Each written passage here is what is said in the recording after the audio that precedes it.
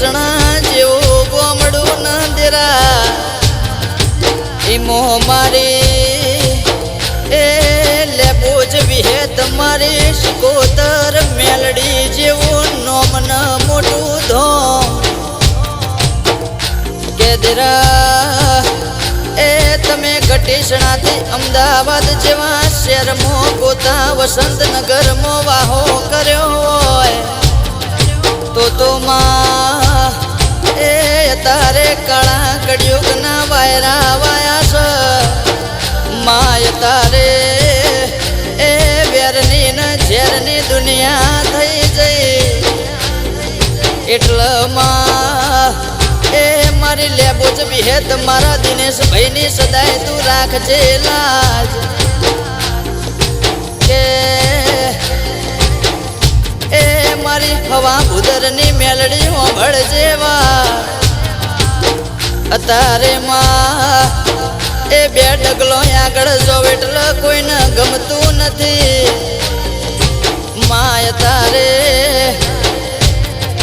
એ તમારું હારું થાય કોઈને ગમતું નથી એટલે માં એ આ વેરની ને ઝેરની દુનિયામાં મારા દિનેશભાઈની એ મારા ઈશ્વર હવાની સદાય રાખજે લાજ દેરા કે એ સ્વપ્નિલ હોબળો ને મારા મયંકનું એવું કેવું છે હાથમાં માળા હોય એ પેટમાં લારા હોય માળા કોઈ દાડો લેખે લાગતી નથી કે દુનિયાની જાત્રા કરો પણ તમારું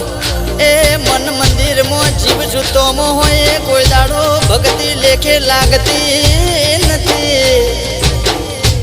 કે દેરા ભળજે એ તો જીને તડકો જોયો હોય ને એ પરસેવાની ખબર પડે રાજમેલમાં રહેનારો એ ઝૂંપડાનો રેઠોડ હું જોણ એ સુખના દરિયામાં મોટો થયો ને ભુવાજી દુઃખની ખબર હું પડે કે દુઃખ હું કહેવાય